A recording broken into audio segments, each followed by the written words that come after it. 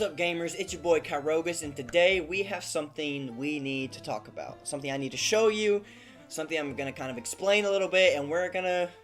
yeah. So, if you haven't watched this series, and you're playing Pokemon Renegade Platinum on your own, and you want to understand how this works, I guess this would be that video too. But before we get into all that, we're gonna be talking about the EV training farm this episode, all that. Not even really an episode. But we're also going to, well, I'll go ahead and recap what we just did in the grinding montage there, because actually it was pretty short, but quite a lot of things happened. We went through the route between Hearthome and Salacian Town, and we also got 3 new Pokemon. So we'll go through that really quickly. So, they're on our team for now. It might stay that way. I like it, I think, more than anything else we have. It's the same typing that Lice was, so it's kind of a good replacement. We've got Pennywise, Mr. Mime. It's plus defense, minus attack nature.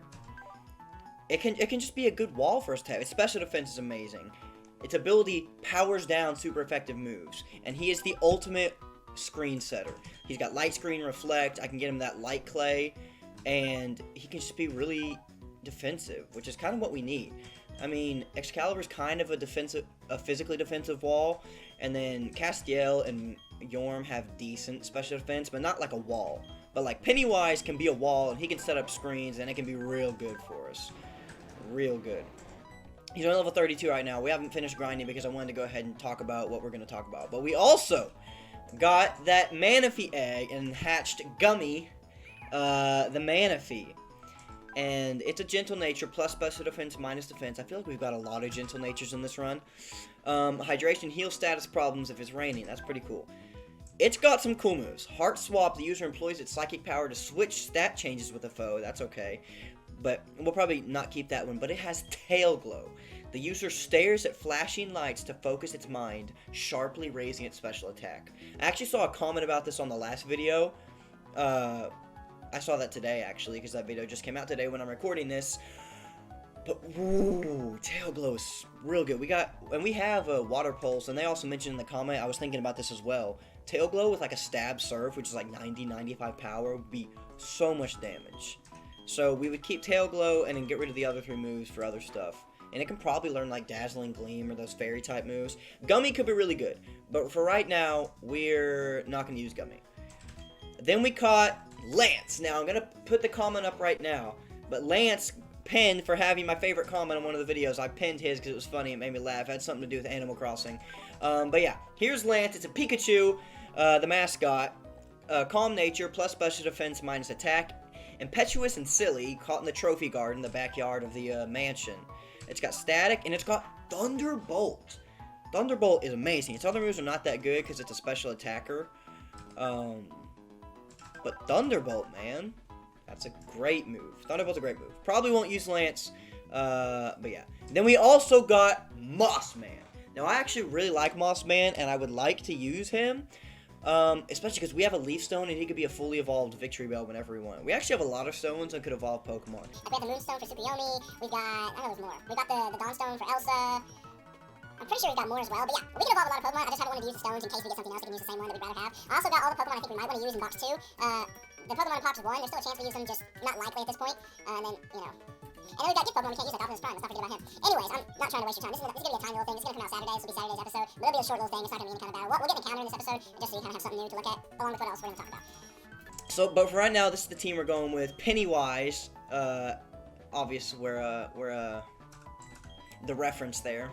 But yeah, I'll go ahead and let Pennywise introduce himself. Oh, well, I'm Pennywise the Dancing Clown. There you go. Alright, so now let's talk about the Eevee training farm. And the reason we want to talk about it is because I was debating whether or not to use it. So, it's up here. It's where the daycare is.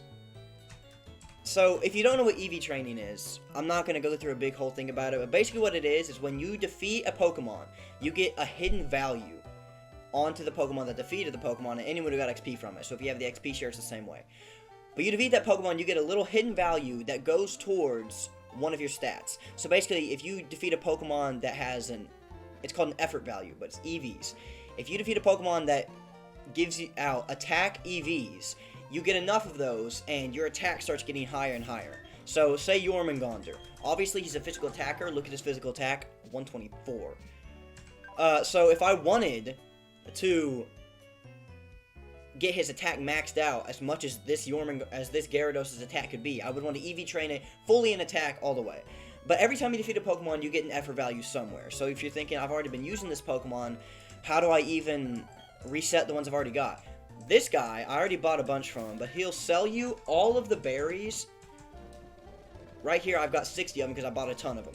But what they do is they lower your EVs in a certain stat. So what you do is I can take these berries and I can just lower the stats of all of my Pokemon to the point where their effort values are blank. So that way, what we can do is we can go to this girl, and she is OP. I can select any stat I want to effort value train, EV train. And so after I've used those berries to cancel out all the effort values that I don't want, so now what I could do is I could take Kyrogus, and I just want him to be fast and powerful. I can max out his attack and speed. Let me show you how it works. So yeah, let's do it with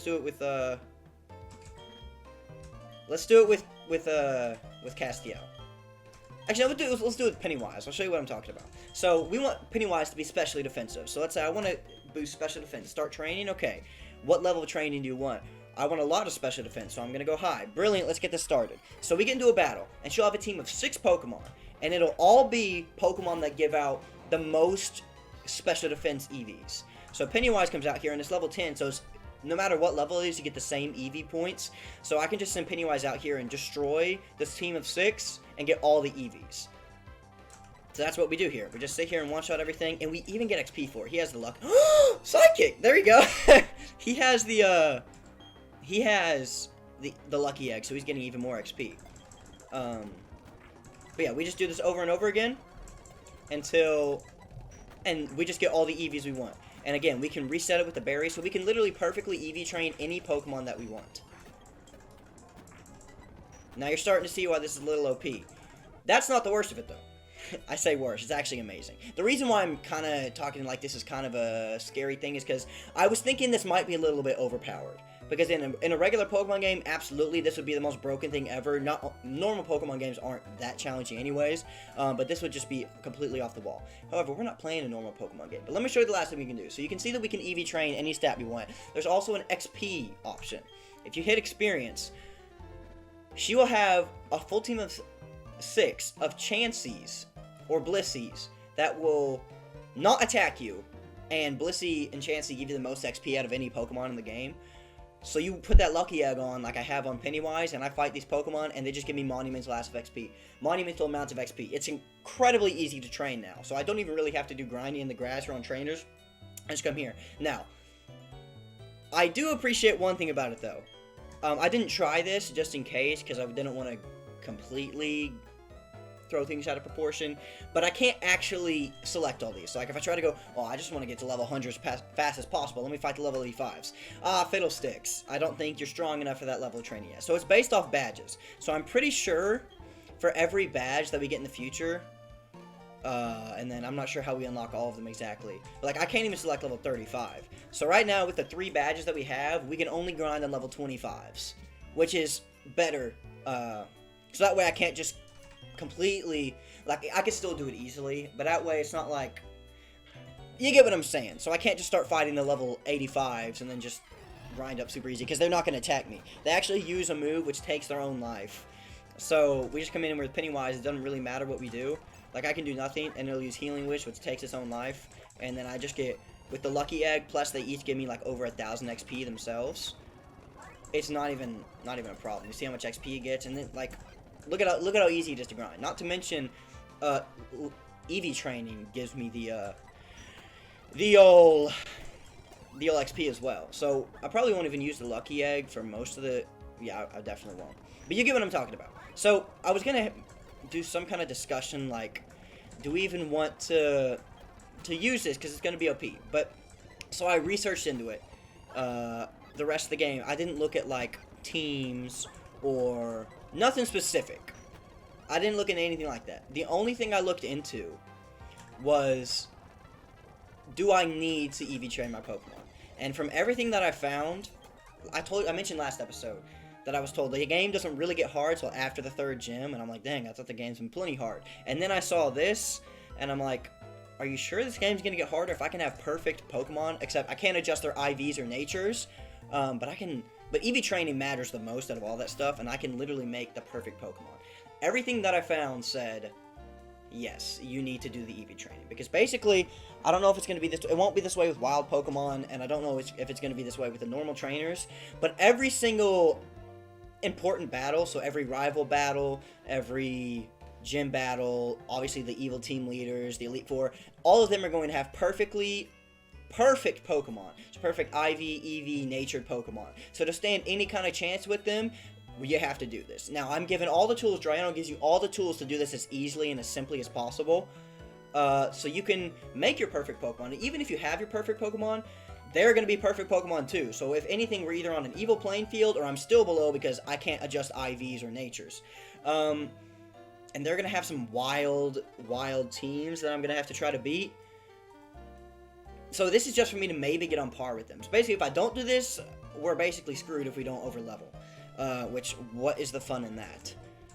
So, we're going to be doing the EV training, which means we're always going to have perfectly EV trained Pokemon, because anytime I grind someone else up, I'm just going to go right there and level them up and get them their EVs correctly. So we will have perfect Pokemon. That's how we're going to do it for this run, and I believe I haven't found too many other real Nuzlockes of this game. There's been a few out there, but they're not doing it exactly the way I am.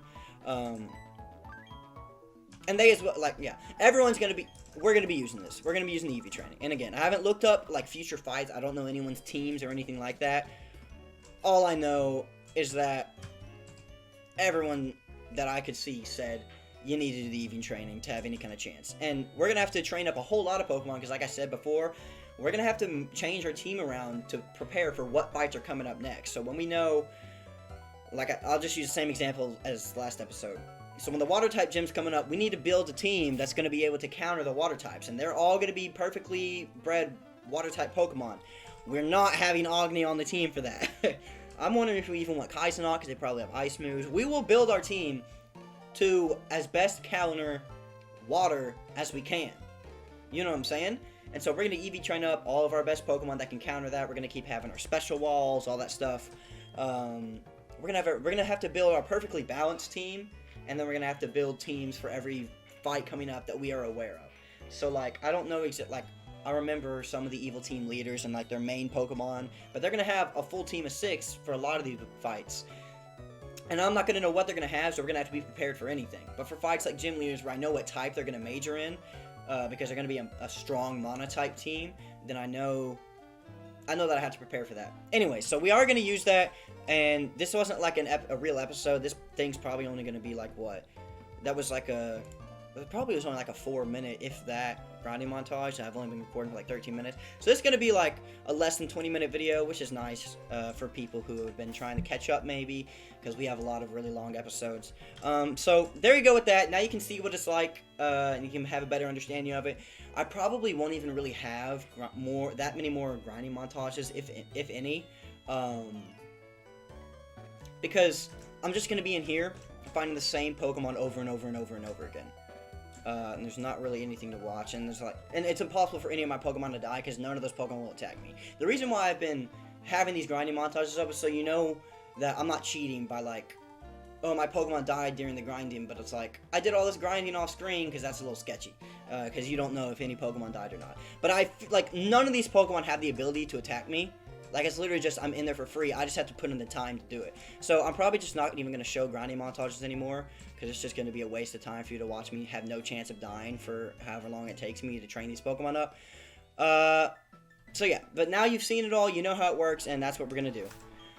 But what I've not done yet is got our encounter for this tower. Now, I know there are ghost Pokemon in here. I would love to have some kind of Ghastly or something, so we're going to see what we can get in here. We're going to leave the Castiel with that Thunder Wave. What do you want? Where departed Pokemon sleep, this is the Lost Tower. We're going to grab this item, then we're going to go inside. TM47 Steel Wing. That could be useful. Alright, let's go in here and get a Pokemon. What do you want? This is where spirits rest. Please be quiet and respectful. Oh, hello. Welcome to the Lost Tower. Are you interested in hearing about ghost-type Pokemon? Did you know there's an old folktale that tells of a nefarious ghost-type Pokemon that was somehow able to travel across time? He was famous for his deeds, but was secretly cunning and dangerous. That's said to be in another universe, but ghost types do sound scary, huh? Anyway, this Colossus is said to be a memoir of that nefarious Pokemon. If that is the case, it certainly is a mystery how it got here. But as thanks for listening, I'll make it a gift to you. The Reaper Cloth. And what? Oh, here's our encounter. It's gonna be a Duskull. Okay. Okay. I know exactly what we're naming this thing, too. Look at that mask, that little skull mask. Dude, you're gonna see. We're just gonna go for the Thunder Wave. Just gonna go for the Will-O-Wisp, and we're just gonna start chucking balls. No big deal at all, no big deal at all, no big deal at all. Alright. Duskull. It loves the crying of children. It startles bad kids by passing through walls and making them cry. The Requiem Pokemon. Giving a name to the Duskull? Yes, we're going to name you.